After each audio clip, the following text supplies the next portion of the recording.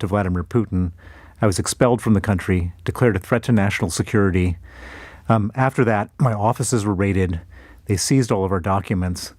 And the documents were used in a highly complex fraud in which they stole $230 million of taxes that my firm paid to the Russian government. I hired a young lawyer named Sergei Magnitsky to investigate. He discovered the fraud. He testified against the officials involved, went to the media. As a result, the people he exposed arrested him, put him in pretrial detention, tortured him for 358 days, and killed him on November 16th, 2009, 15 years ago. And after his murder, it completely changed my life. I gave up my life as a businessman, and I became a full-time activist to seek justice for Sergei and for other people like him. And we ended up getting justice in the form of something called the Magnitsky Act, which freezes the assets and bans the visas of human rights violators and kleptocrats in Russia. The Magnitsky Act has been used many times, and it's now the template which is being used to freeze all the assets of Putin and his cronies for their invasion of Ukraine. As a result of this, I've become a very big enemy of Vladimir Putin. He's tried to have me arrested through Interpol 8 times, tried to have me extradited from the UK, death threats, kidnapping threats, blackmail, libel suits, movies about me, all sorts of stuff. And so I've spent literally the last 15 years in a man-to-man conflict with Vladimir Putin. I mean, how does that affect your life? I mean, if you are constantly under threat of assassination, which I guess that is the case, I mean, how does that affect your day-to-day existence? It weighs on me. It's a heavy thing, to think that every time I step out, every corner I turn, there's going to be something around the corner is not a nice thing, and all sorts of stuff happens. We had people surveilling our office recently. They're trying to hack our computers. They're doing every different thing. And anytime I go out in any kind of public setting, I have to have security. It's all very unpleasant, I would say. And I mean, this is literally, if you lose your vigilance, if you aren't on guard the whole time, I mean, there could be catastrophic consequences, I guess. Yeah, there's this famous expression, that they only have to be lucky once. I've got to be lucky all the time. They only have to be lucky once, and so it's constant. And every once in a while you put your guard down a little bit, and you find yourself, they'll take advantage of it. It's a difficult life. There's no question. Let's talk a bit about things that are going on in Russia and Ukraine. We're all, I think, probably more eager than we should be to hear this Tucker Carlson interview with Vladimir Putin that took place on Tuesday. It's being transmitted later tonight on Twitter, I think. Tucker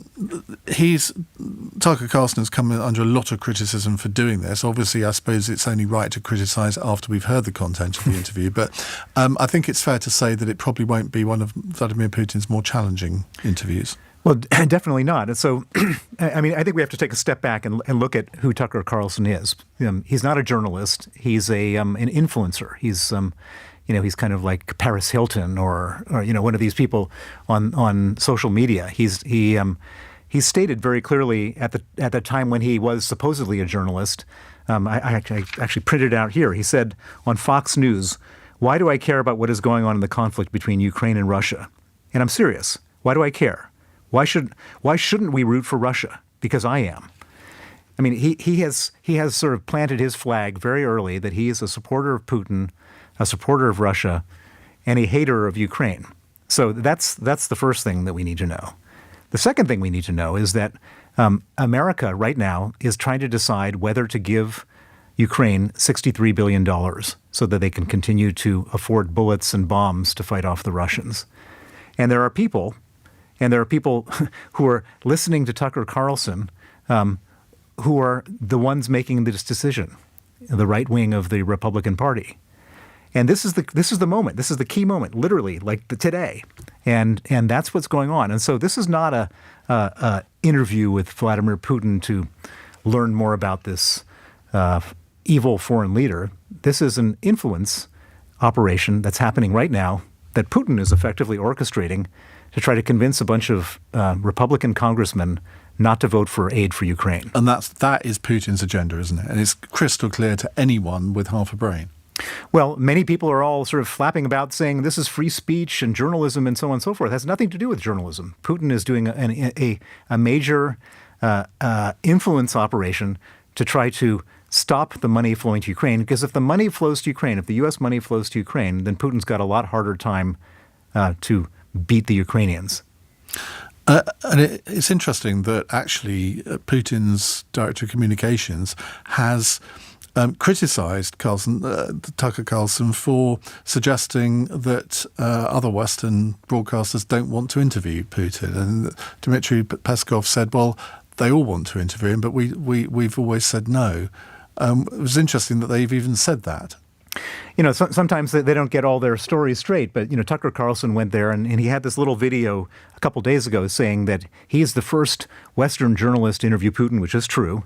But every other BBC wanted to interview Putin, and CNN and Fox News and everybody else wanted to interview Putin. Putin didn't want to give them the interviews because they would ask very tough questions. They would ask questions about why did Putin arrest Evan Gershkovich? Why is my friend Vladimir Karamurza been sentenced to 25 years in jail for criticizing the Putin regime?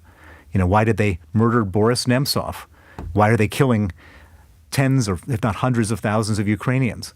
These are all questions that I can't imagine Tucker Carlson's going to be asking. Now, you gave up your U.S. citizenship in the 1990s, but, I mean, you obviously follow American politics very closely.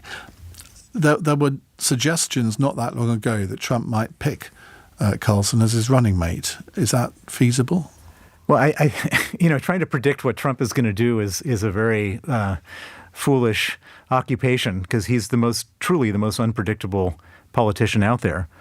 The one thing I can say is that if Trump is elected president, the world is going to be turned upside down as far as things like Ukraine are concerned, NATO, his relationship with the rest of the world. He's going to slap tariffs and duties on all foreign products coming into America. Everything that we try to sell to the Americans is going to have to be 10% more expensive.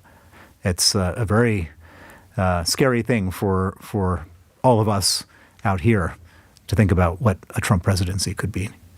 Bill will be taking your calls in a moment. 0345 6060 973 is the number to call. Well, we're less than 2 weeks away to the second anniversary of the Russian invasion of Ukraine. What's your analysis of where things stand at the moment? Well, you know, a lot of people are saying Ukraine is really losing right now. They're watching this counteroffensive that didn't work over the summer. They were hoping that somehow it would all be over by now. And everyone's kind of gotten very frustrated. But I should point out that this war was supposed to be won by Russia in 3 days at the very beginning. Russia was supposed to swoop in there and finish the Ukrainians off in 3 days. They were supposedly 10 times as many tanks and 5 times as many soldiers and all this kind of stuff. And here we are 2 years into it, and Ukraine is holding their own. The big problem is that the West is basically giving the Ukrainians, or has given the Ukrainians, enough weaponry so they don't lose the war. But we've very deliberately, when I say we, I think the United States has been the primary culprit here, hasn't been giving the Ukrainians enough to win the war. And it's been very deliberate, because everybody's afraid of what happens if Ukraine wins the war. Will Putin then do something crazy? Everyone's afraid of provoking him, of escalation. And so this is what I would call an appeasement strategy. And it's interesting. There was a lot of that argument in the early weeks of the war, wasn't there? We mustn't poke the Russian bear because they might use nuclear weapons and all the rest of it. You don't hear so much of that, but it's much more subtle now. Well, it's still there. I mean, you know, there are certain types of missiles which we could give the Ukrainians, long-range missiles in large quantities, and that would change the chemistry and the calculus of this war. But we give them some, but not enough. They wanted more tanks. We haven't given them the tanks. And the problem with all this is everyone says, well, this is all very expensive and this is costing us money and we don't have money and there's a cost of living crisis and so on and so forth. Well, let me tell you that if Russia succeeds in beating Ukraine, then the next stop is going to be Estonia or Poland or Latvia.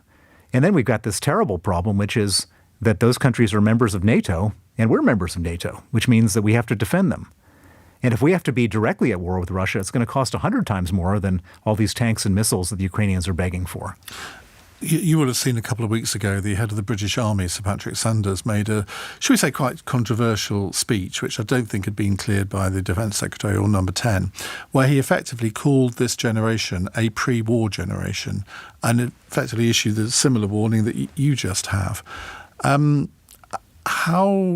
do you think that British, European politicians really get this? Because it doesn't seem to me that anyone's having this discussion about what could follow in the next 5 to 10 years. Well, I don't think that our politicians or European politicians have gotten Putin or Russia since the very beginning. I think this whole war could have been avoided if we had been tougher with Putin when he did the bad stuff early on. In 2008, He invaded Georgia. We did nothing.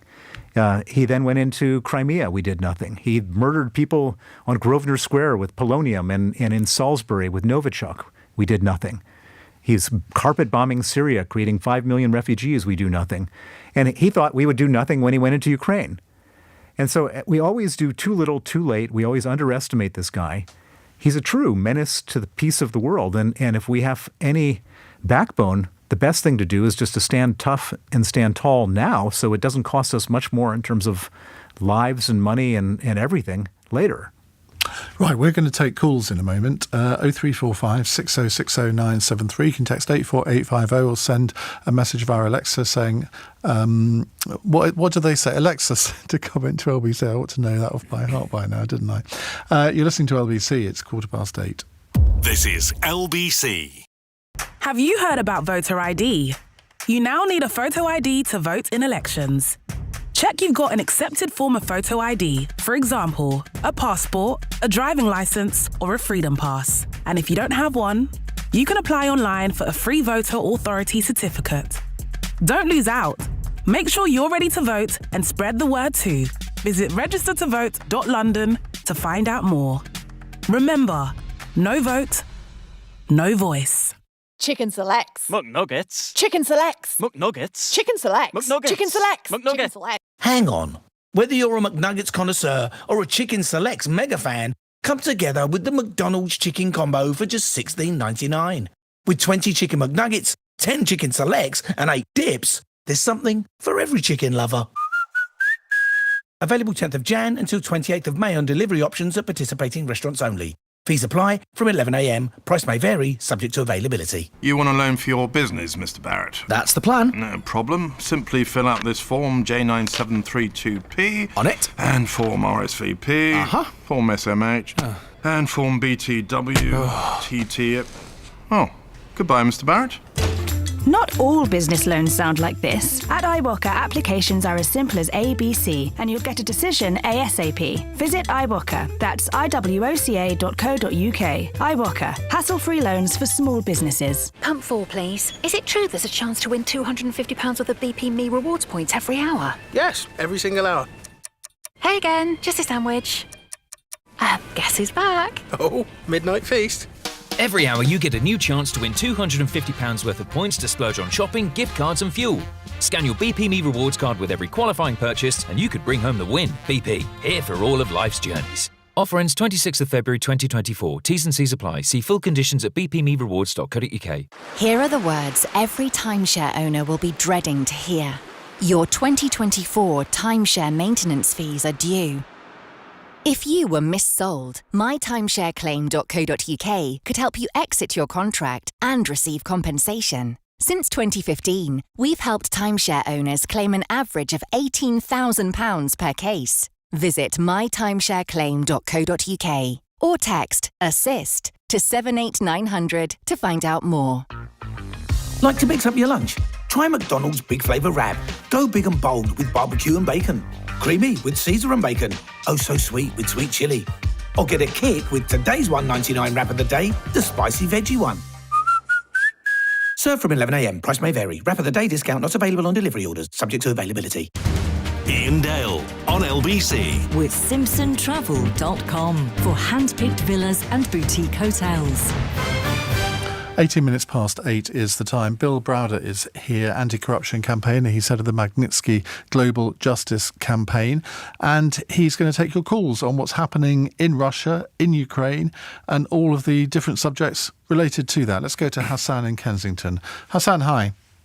Hello. Hi there. My question is, how comfortable are you, Bill, that Russian influence in UK politics has been severed? Because obviously the son of a former KGB agent owns two very influential newspapers. It was just a few years ago when Russian oligarchs were paying hundreds of thousands of pounds to play tennis with Boris Johnson and David Cameron. Has that influence ended now? Well, you're absolutely right. There was a total, people were just welcoming these oligarchs here in London. In fact, they call it Londongrad. There was just so much Russian money sloshing around, and everyone was enjoying it. And you're right, it created a huge amount of influence and something which caused me great pain. I would say that since Putin invaded Ukraine, nobody wants to be seen in any way in the political circles connected to Russia. Now, that doesn't mean that the money is not still sort of sitting there just below the surface. And I could imagine a scenario where if there ever was sort of peace, that that this money would sort of find its way back to the surface again. This country is not very good when it comes to disconnecting itself from evil money from abroad. Should we have done more to do that, though? Because you're right. There are other things I think the government could have done in terms of sanctioning individuals, freezing assets in this country. Have they gone as far as they could have? Definitely not. So, I mean, in one situation, my lawyer, Sergei Magnitsky, was killed. He was killed for uncovering $230 million corruption scheme. And this country was the largest recipient of the money from that scheme. And we wrote to the National Crime Agency and various other law enforcement agencies. And we had absolutely good evidence, which led to the opening of criminal cases in other countries. And they refused to open a criminal case here. And I took it very personally for a while until I realized and understood that since Putin came to power, there has not been a single prosecution against a Russian economic criminal in this country. Not a single one. And the reason for that is that they just don't want to prosecute these people. Why don't they want to prosecute them? I think they're kind of afraid of them. There's sort of an inequality of arms. The Crown Prosecution Service just doesn't have the capabilities of doing it. And as a result, it's all about. Have other countries done it? Yeah, absolutely. We found money in 26 countries, wrote 26 criminal complaints, 16 countries opened criminal investigations. So we have countries like France and Spain and Latvia and all sorts of places who have frozen and are confiscating money. The United States, but not here. They wouldn't even open a criminal case here. And I suppose this is where the division between the political system and the judicial system comes to light, because a politician, the Attorney General, whoever, they can't just order the CPS to start an investigation, can they? That's exactly right. All they can do is fire the head of the National Crime Agency. They can appoint the head and they can fire the head, but they can't start a criminal case. But it's not just one investigation.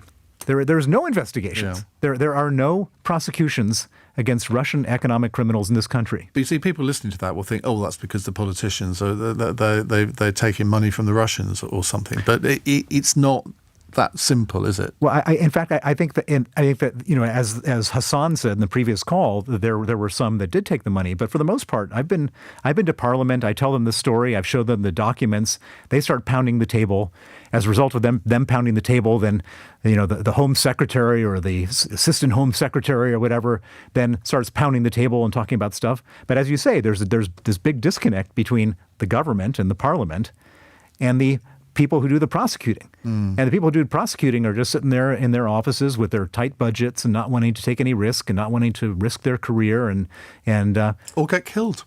Or get killed. Because you've got to understand it, I suppose, in a sense, from a human point of view, that if you're a prosecutor, I mean, you don't necessarily want to put your head above the parapet when it comes to sort of Russian money, do you?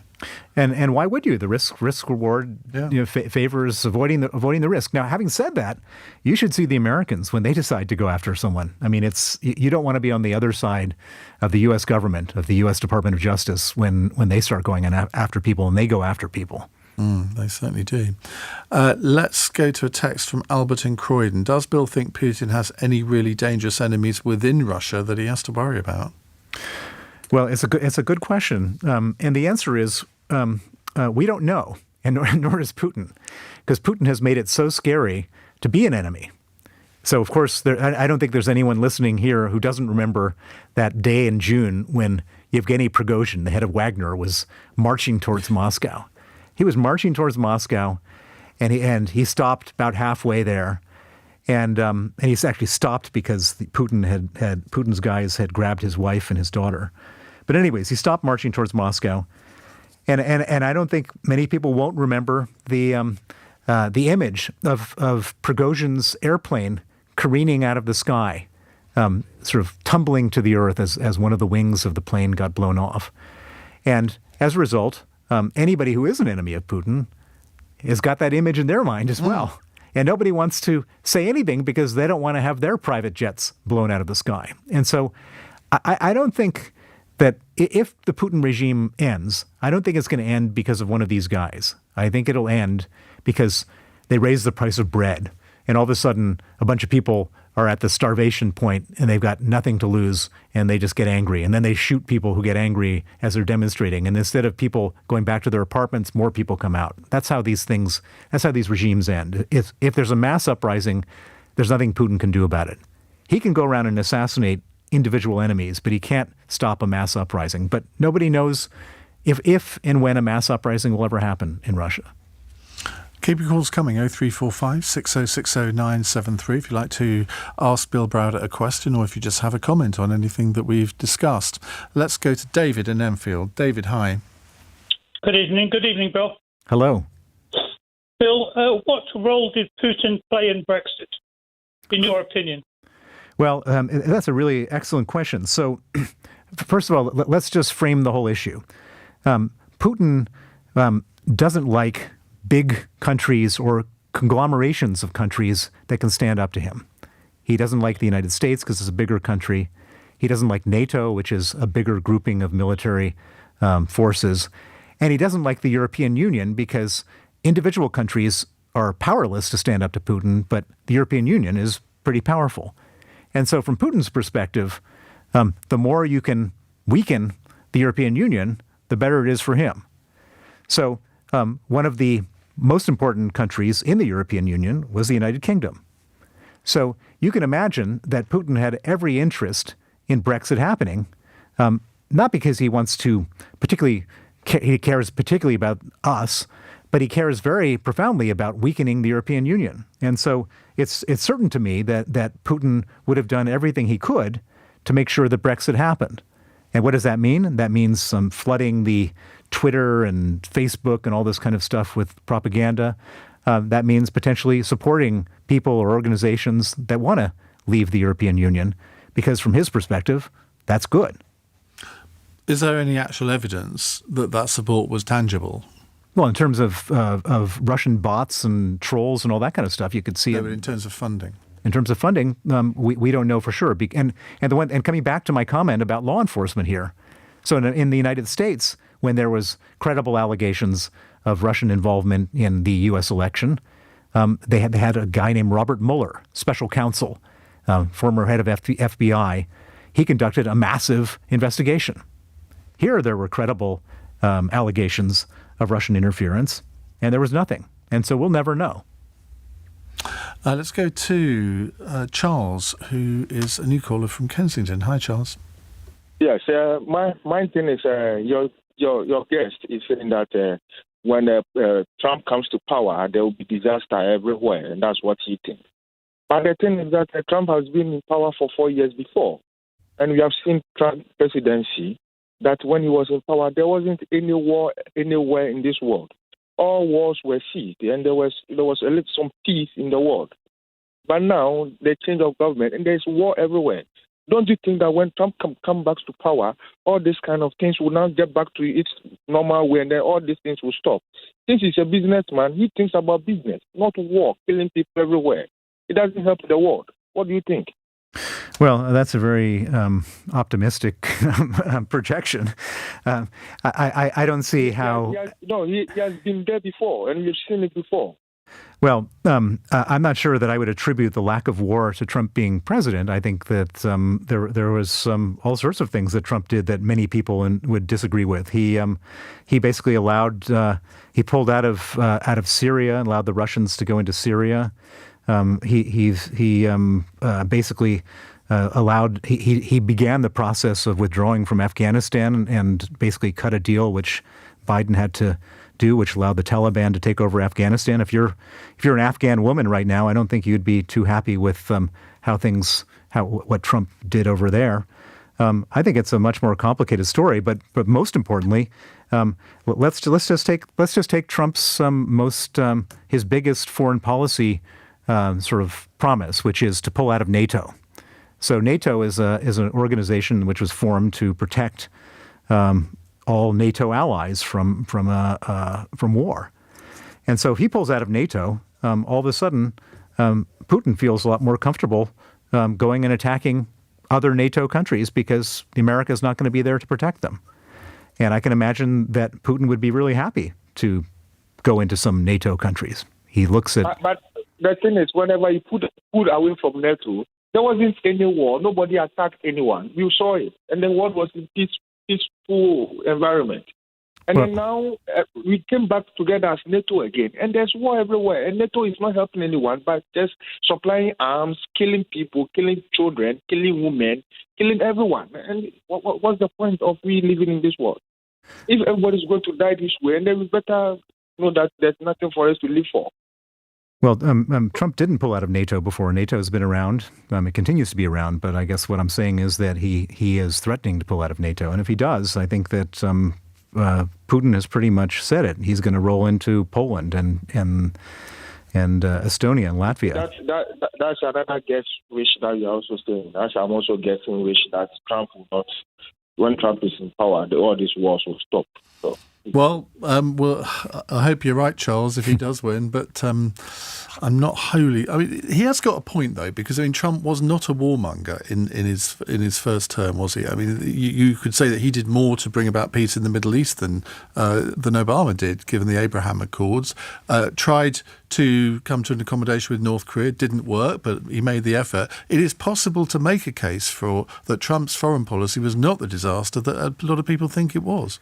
Well, I mean, it's you could also say that if you were General Soleimani in Iran, he bombed you out of the sky. I mean, Trump is not some kind of peace loving guy. And I guarantee you that if Trump was provoked, he would do just the same as any American leader. I think that it would be very naive to think that Trump is somehow the peace president. That just doesn't ring true to me. Somebody's texted here, does Bill know that you voted for Brexit, Iain?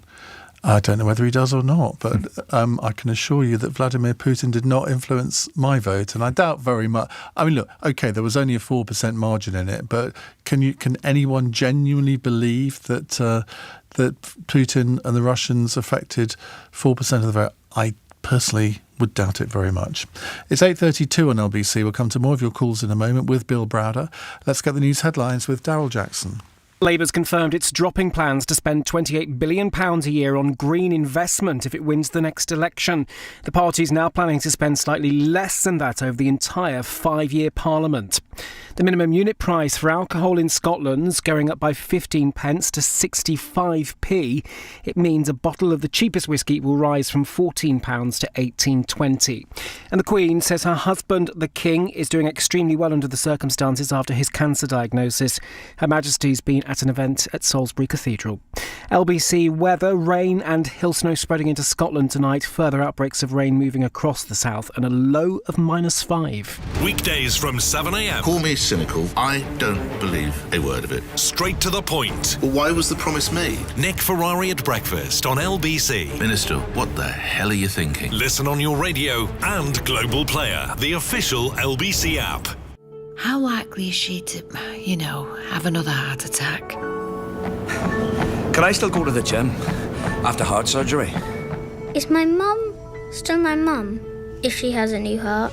When it comes to heart health, no question is too big or small. That's why British Heart Foundation have dedicated cardiac nurses you can speak to by phone, email or online chat.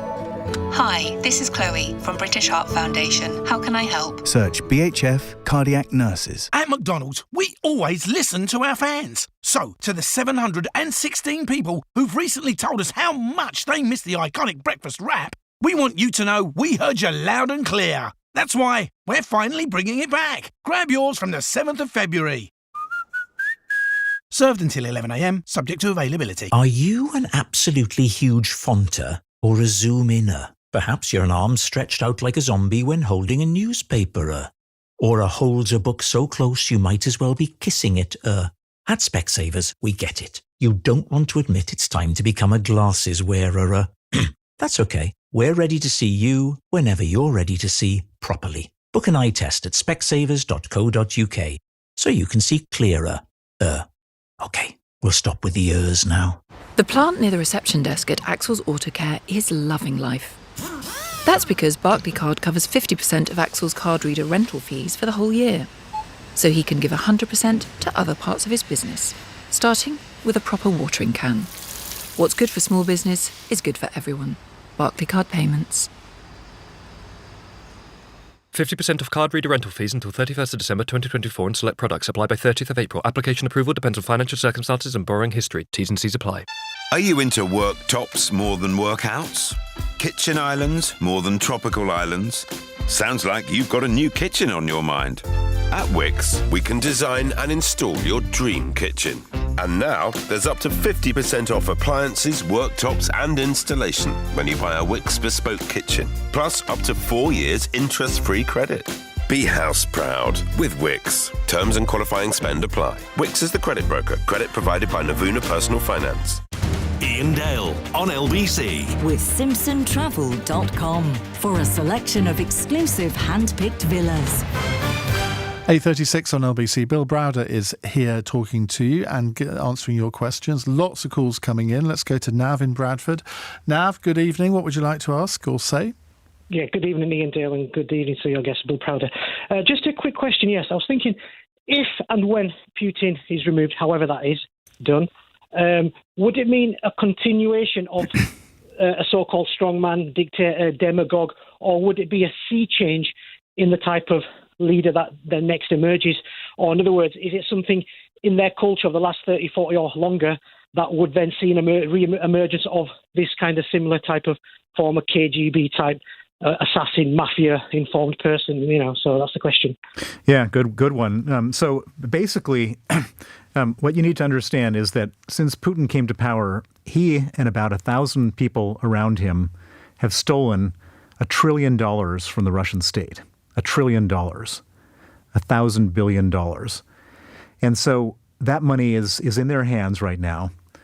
And so if Putin were to die tonight of a heart attack or a stroke, tomorrow morning, all those people around him who have all that money are going to try to figure out how to keep the whole thing going.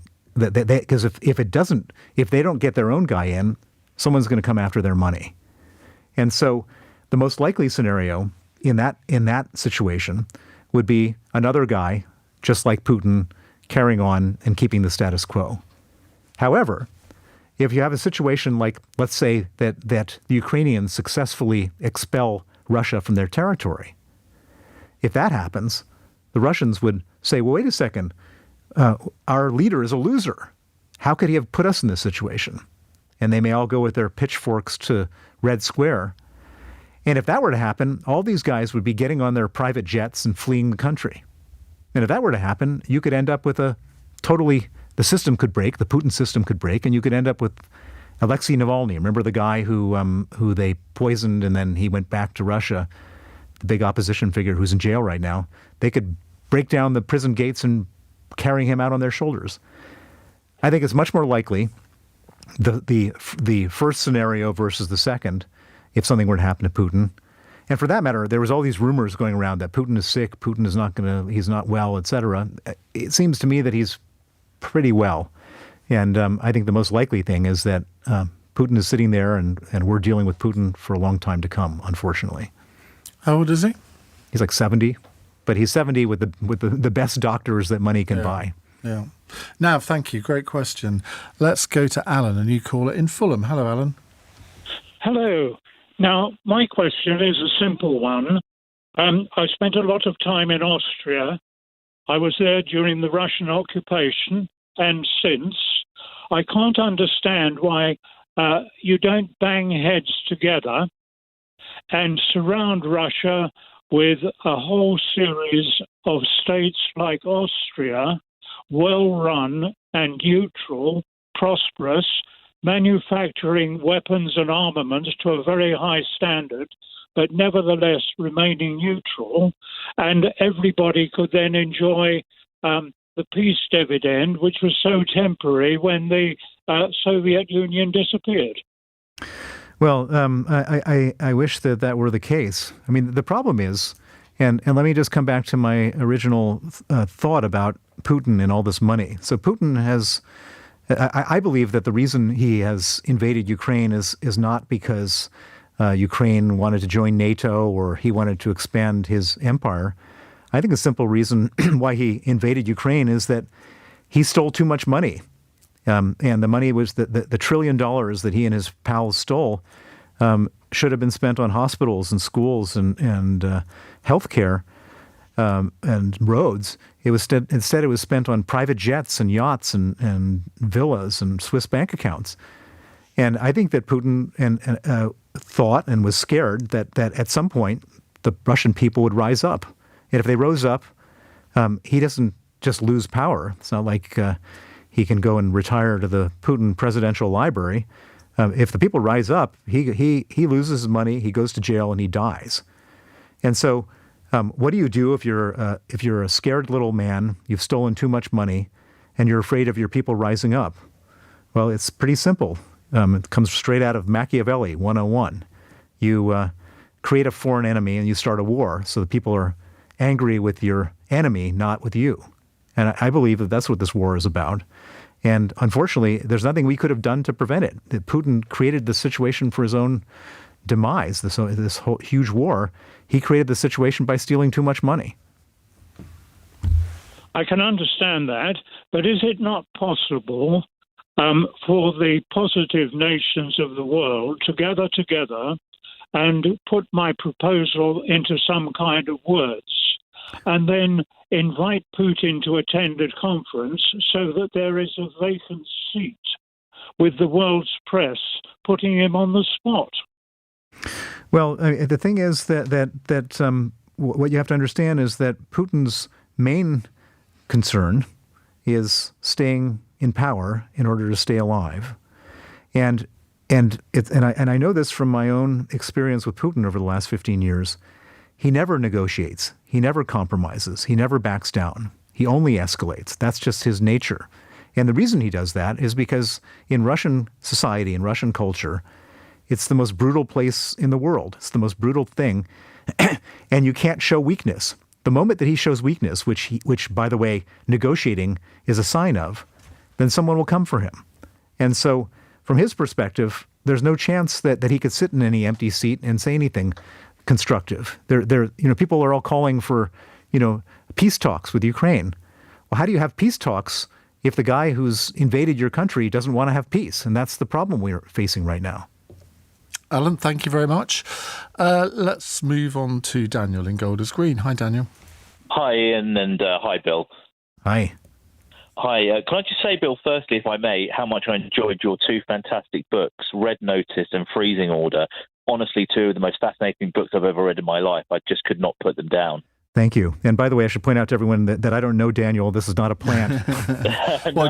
Just on the books, hang on a second, Daniel, because Sam in Cambridge says, Iain, tell Bill he owes me a lot of commission. I read Freezing Order, the most addictive book that I've ever read, and I bought many copies for friends and family. Bit avaricious there, Sam, I'm afraid, but I'm sure Bill appreciates your efforts. Right, Daniel, go ahead. Yeah, thank you very much. Bill, so we know that you set up the Magnitsky Global Justice Foundation, and you've been doing a lot of work to avenge the memory of your lawyer, Sergei Magnitsky. But I was just wondering, what are you up to at the moment? What's your kind of number one to-do activity on the list at the moment? Thank you for the question. There's two things that are my number one on to-do list. There's one thing very personal and one thing much more global. The very personal thing is that as I was going around the world getting the Magnitsky Act passed after Sergei Magnitsky was killed, one of the people who helped me tremendously was a young Russian opposition activist named Vladimir Kara-Murza. Vladimir had traveled with me to many parliaments. We got the Magnitsky Act passed in 35 countries, and we must have traveled to like 15 of them together, where he would testify about how the Russian people wanted the Magnitsky Act so that Putin couldn't steal their money anymore. And then I testified about the murder of Sergei Magnitsky and the need for justice. And we were a very powerful team, very effective, and we got this law passed in a lot of different places. And this is something that Putin hates more than anything. He hates the Magnitsky Act because it puts his money at risk. And he hates the people behind it, hates me, and he hated Vladimir. And he tried to kill Vladimir twice. He poisoned him. In 2015, he nearly died. He was in a multiple organ failure, coma. It was all terrible. He miraculously and survived, was disabled from that. He sort of hobbled back to Moscow to continue his work, and they poisoned him again, barely survived that one in 2017. And then when the war started in 2022, he was here in London, and I said, "What are you up to?" And he said, "I'm going back to Moscow." And I begged him not to go back. And he said, "I have to go back. I need to protest this war. This war is not done in the name of me or Russian citizens. This is done for ulterior motives. I must protest this war. And I can't ask Russian people to stand up to Putin if I'm too afraid to go back." Vladimir went back. He went on CNN. He called Putin a war criminal and a murderer. And then 12 hours later, he was arrested by the Russian police, put on trial. They convicted him of treason and sent him to a Siberian prison for 25 years where he sits today. And he's now effectively dying in this Siberian prison from the after effects of the poison in 2015 and 2017. And so I'm doing whatever I can, wherever I can, to raise awareness of his case, to talk to politicians about putting pressure on Russia so that we can find a way of getting him out of prison before he dies. And so I would say that that's my first and very personal objective. And my second one is that after the war started, about a week after the war started, the West froze $350 billion of Russian central bank reserves. And that money was frozen. This was money that was held in the Bank of England and the U.S. Federal Reserve and other places. And since the war has started, Putin has caused more than $1 trillion of damage to Ukraine. And so it seems to me that the right thing to do is to not just freeze that money, but to take that money and give it to the Ukrainians to either fight back the Russians or to help rebuild their country. And it seems to me that, people are complaining about the money we're spending on Ukraine. Well, before we spend any more money, we should take Putin's money and give it to the Ukrainians. So that's my second big priority. Daniel, thank you very much indeed for that. Now, some very interesting breaking news here. President Biden willfully disclosed classified materials, but will not face charges after portraying himself as an elderly man, according to the special counsel. We'll get the latest on that from Simon Marks just after 9. So I don't know what the implications of that are, but Simon will tell us. We'll take more of your calls to Bill Browder in just a moment. It's 8:47. LBC. This is what award-winning customer service sounds like from real Octopus Energy calls. You've been brilliant. You've all been brilliant. There's nowhere in the world I would change my supplier. It's what electricity companies should be. Really pleased to hear that. Octopus Energy. Outstanding service at fair prices. A personal message for Issa is Devious, who posted, "Still mad they got rid of the breakfast wrap from the McDonald's menu," and a side-eye emoji. Time to put the side-eye to one side, Issa, because it's only huge, starry-eyed smile emojis you're going to need now. That's right, the breakfast wrap is back. Grab yours from the 7th of February. Served until 11 a.m, subject to availability. Hiya. Freezing, isn't it? Wish they'd open the gates. I think it's even colder in our flat. That's what the heating's for. We try not to use it. Can't afford to. We said the same, but then we found out we could get help. Really? Yeah, check out the London Cost of Living Hub. It's got loads of useful stuff on it, like a benefits calculator. It's really helped us manage the bills. Cheers, I will. Londoners miss out on around £2 billion in benefits every year. Don't miss out on help. Search the Mayor of London Cost of Living Hub. Hey, Harry. Hello, mate. Got a nap lined up for today? Listen, pal, I may not look like the young stallion I once was, but I'm still fit as a fiddle, I'll have you know. No, Harry, that's not what I meant. I'm not even that old. I do boxercise 3 times a week, and my trainer says... No, I meant the horses. Your nap, your Napoleon, your best bet. Oh, well, you should have said that. My best bet will be to head over to Bet Victor and check out the latest offers they have on the horses.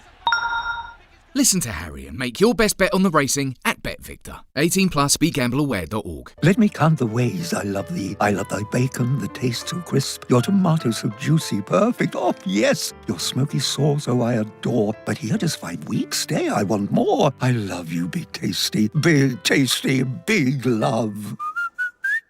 Until the 12th of March from 11 a.m. Participating restaurants only, subject to availability. Toner and ink. Get yours in a blink and for less than you think at cartridgepeople.com. For unbeatable prices. Cartridge People. Printing sorted. See online for our price promise. Customer service matters. Octopus Energy. Recommended by Which? 7 years running. Octopus Energy. Outstanding customer service at fair prices. Iain Dale on LBC. With SimpsonTravel.com. Specialists in luxury Mediterranean holidays.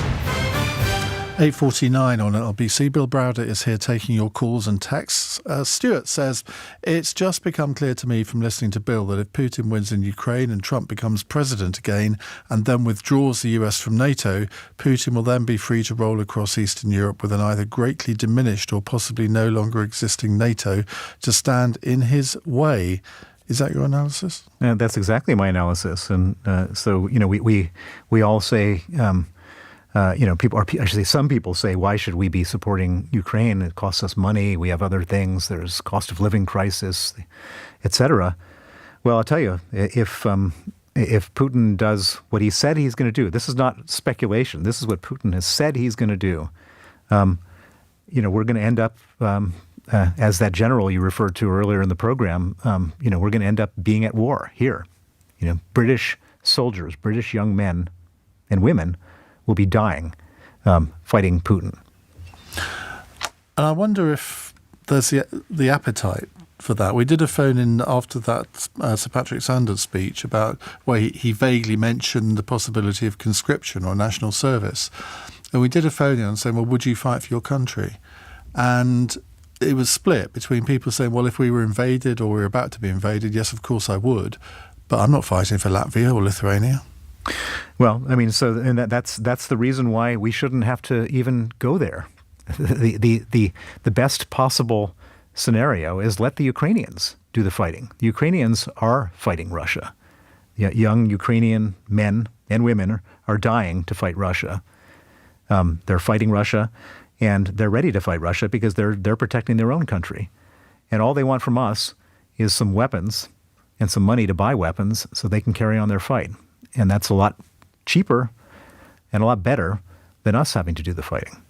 Daniel in Bournemouth says, Bill, with all your campaigning and pledges, do you ever fear for your life? Unfortunately, I do. It's a very nasty adversary that I have.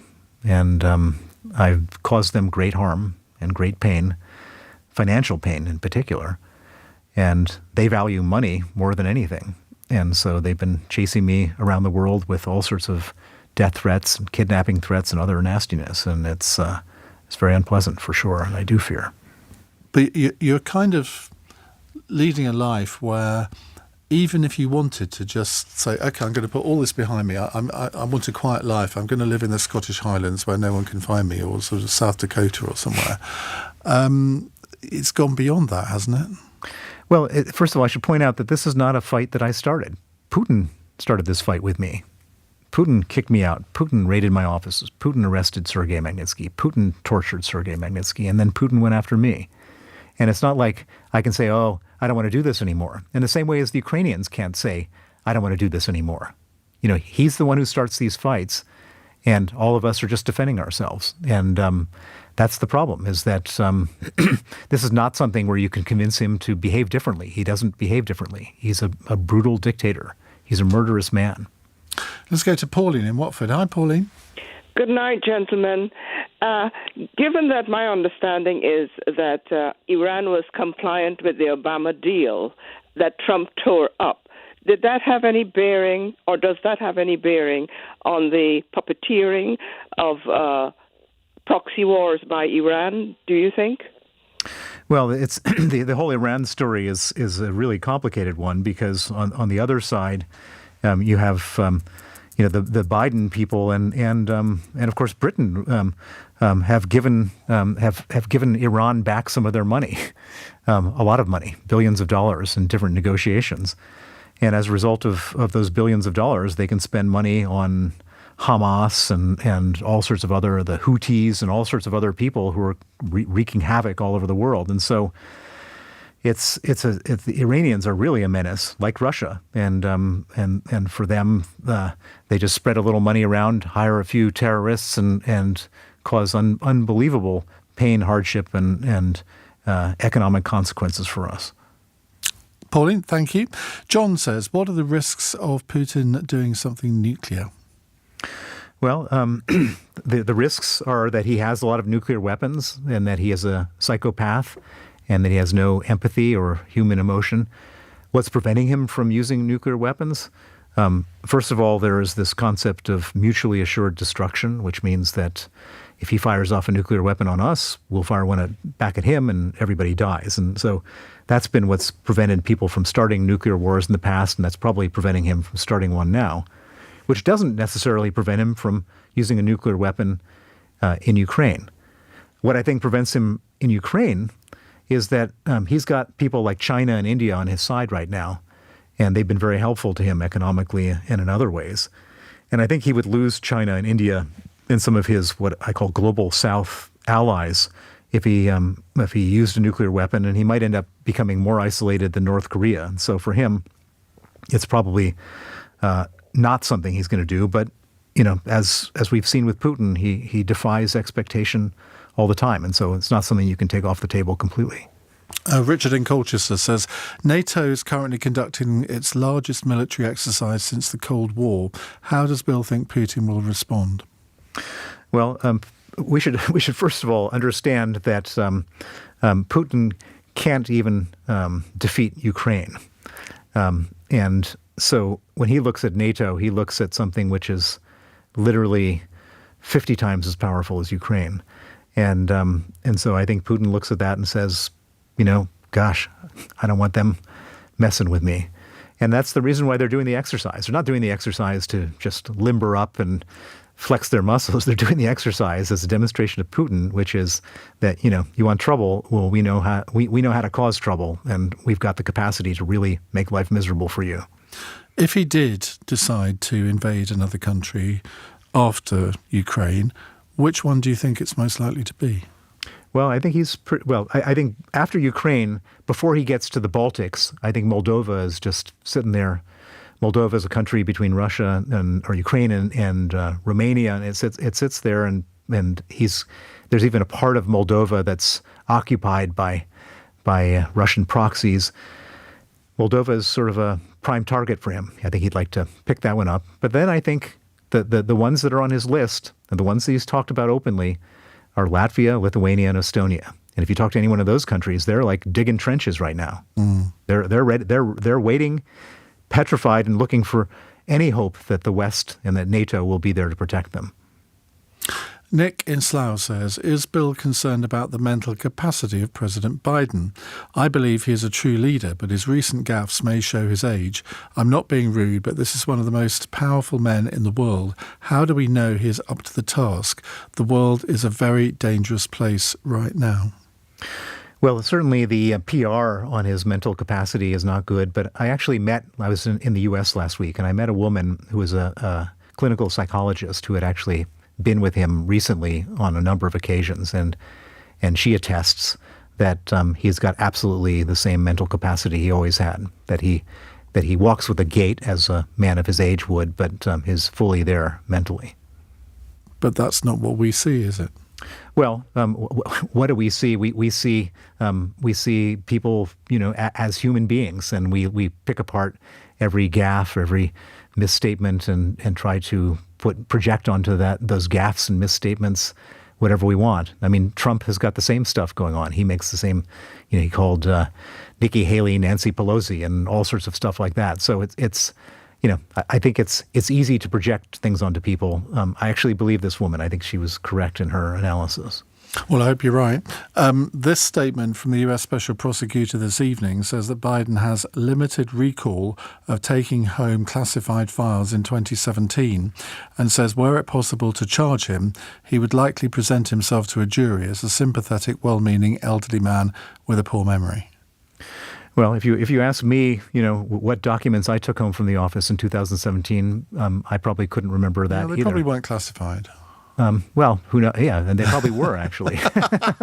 Okay, in your case.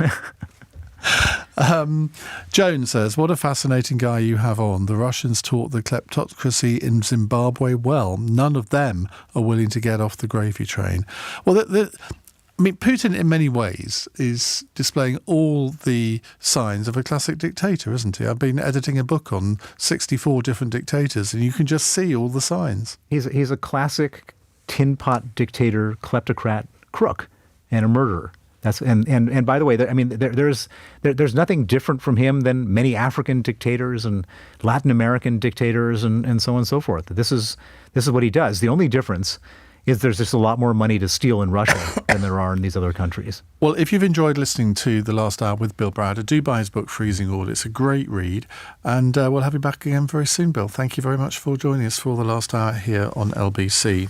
Now, a slight gear change in the next hour because we're going to talk about minimum alcohol unit pricing. That sounds exciting, doesn't it? It is actually, I think, a very interesting subject because in Scotland, they've got this and they've decided that they're going to increase the minimum unit price by a whopping 30%. The price per unit will now increase from 50p to 65p, according to the Scottish Government today, which is a little bit odd when you think that in the 6 years since this was introduced, alcohol-related deaths in Scotland have not reduced, they've actually gone up by a quarter. So it's a failing policy, and yet they're putting the price of alcohol up. Why on earth would you do that? And there's talk about it happening elsewhere. On your radio, on Global Player, and Play LBC. leading Britain's conversation. This is LBC. From Global's newsroom at 9 o'clock, Labour has confirmed it's dropping its promise of spending £28 billion a year on green projects. The party now says it will spend £5 billion a year if it wins the next election.